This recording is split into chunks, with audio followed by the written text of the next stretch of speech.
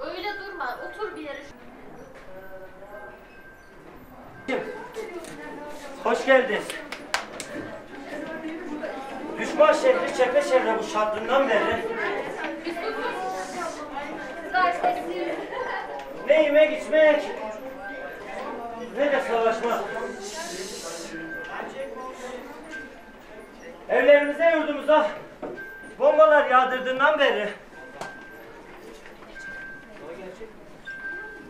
üstümüze edilen ateşlerden arta kalan babamlardan burada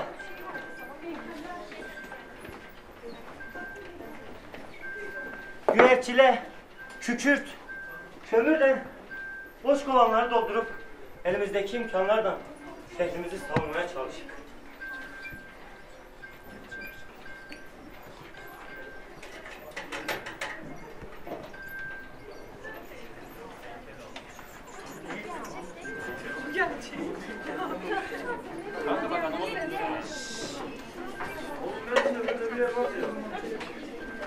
O kükürt tozlarıyla bu gördüğünüz bombaları yedik. Sonra da cepheye yollayıp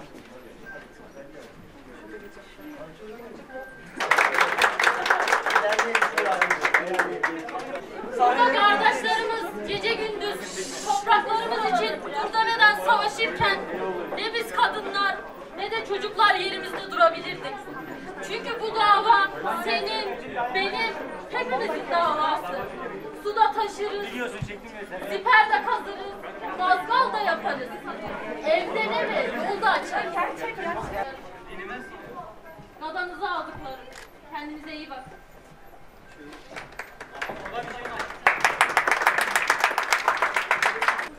Zerdali çekirdeğini kaynatık yiyin. Ama doktorlar da zehirli değil. Peki şimdi ne yapacak? Peki sizde var mı? Zerdali çekirdeğiniz var mı? Biz onları kaynatıp yiyik. Aç mısınız?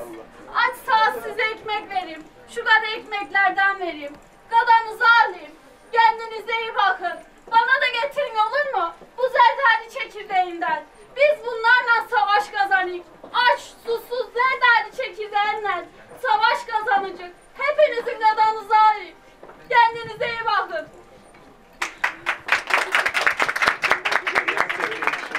Kaybettik. Eskiden az da olsa tentidiyot, gazlı bezimiz vardı. Şimdi onlar da tamamen bitince elimizde hiçbir şey kalmadı.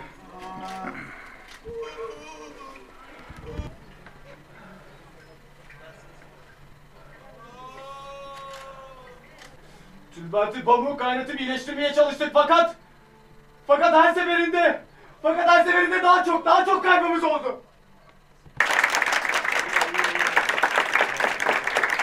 Şehit düşen askerlerimizin her damla kanında, yani toprağımızın her karışında onların gerçekten emekleri var. O dönemde yaşamayı gerçekten çok isterdim ve olsaydım eğer ben de vatandaşlarım gibi olurdu. Ben de o kahramanlarımız gibi anılmayı, minnet duyulmayı çok isterim. Müzeye geldik, çok sevdik, çok da teşekkür ederiz. Başta belediye başkanımızda ve emeği geçen herkese. Demek istediklerim bu kadar. Çok teşekkür ederim. Yani burada olan anlatılan olaylardan çok fazla etkilendim ve o dönemlerde yaşamayı gerçekten isterdim. Milletimize yardımcı olmayı, bütün yaşananlara destek olmayı. Hepsine çok teşekkür ediyorum, bütün milletimize. Bütün şehitlere saygıyla anıyorum ve belediye başkanımıza çok teşekkür ediyorum bize bu kadar güzel şeyleri gösterdiği için. Burada önceden milletimizin ve insanlarımızın yaşamış olması ve bir mücadele göstermesi beni çok etkilediler. Özellikle burada bu canlandırmalardan çok etkilendim, gerçekmiş gibi yaşadım. Ondan dolayı belediye başkanımıza çok teşekkür ediyoruz bize böyle imkanlar sunduğu için. İlk defa geliyorum ve hani çok güzel oldu. Verilen mücadele benim duygularımı canlandırdı. Ben de onlar gibi olsaydım gözümü hiç kırpmadan mücadele ederdim. Atalarımıza minnettarız. Bu toprakları ona borçluyuz. Onlara bak. Buraya geldik. Sağ olsun yapılan drama gösterileriyle daha da bilinçlendik. Burada eski zamanda bizim atalarımızın nasıl ne zorluklar çektiğini görmüş olduk. Yani biraz daha hüzünlendik. Biz de o zaman da olsaydık yine elimizden gelen ardına koyma, onlar kadar mücadele ederdik. Bu gösteri olsun vesaire geçmişi bizi hatırlattı. Yani geçmişteki olan atalarımızın, nenelerimizin nasıl çocukların o soğukta savaş yaptığı mesela, yani nasıl diyeyim, çok hüzünlenerek, yani böyle beklemiyorduk aslında. Geldik. Bundan önce yoktu. Şimdi daha çok bilinçli olduk. Bu mücadele kolay bir mücadele olmamış. Hem atalarımız tarafından hem o dönemin yerel halkı tarafından. Yani ellerindeki yokluk, ondan sonra yoksulluk, çaresizlik, onları hep bu tür şeylere itmiş. Yani burası bir mağara bildiğimiz üzere zaten. Ve şöyle ki mesela arkamda ben bombacı Cahit Ağa ile Ökkeş Ağa'yı canlandırıyorum. Yani Fransız askerinin kullandığı kovanlarla tekrardan mermi, bomba yaparaktan onlara karşı savaşan bir atamızdan bahsediyoruz. Yani elde böyle bir yoksulluk var. Mesela ileride zerdali çekirdeğinden bir ekmek yapma olayımız var. Yani böyle bir yoksullukta yani dimdik durmuşlar. Bunlar hep bize ve geleceğimize, biz gençlere hep birer örnek. Örnek almamız gereken atalarımız.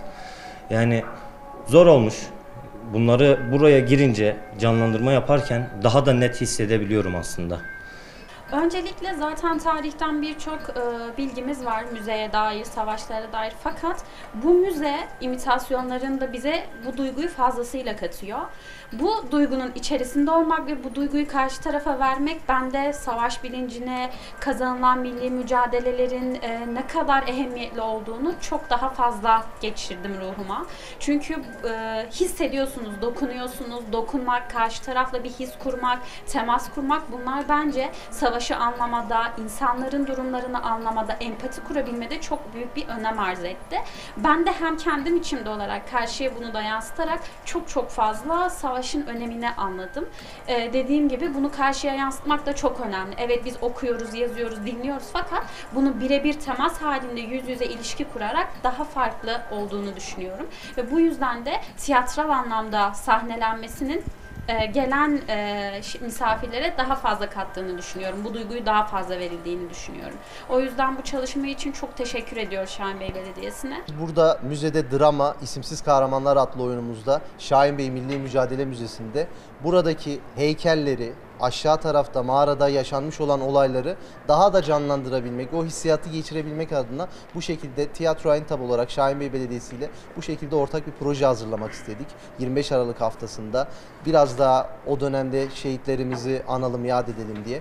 Bu şekilde genel olarak katılımcılar da beğendi. Biz de mutluyuz. Teşekkür ederiz.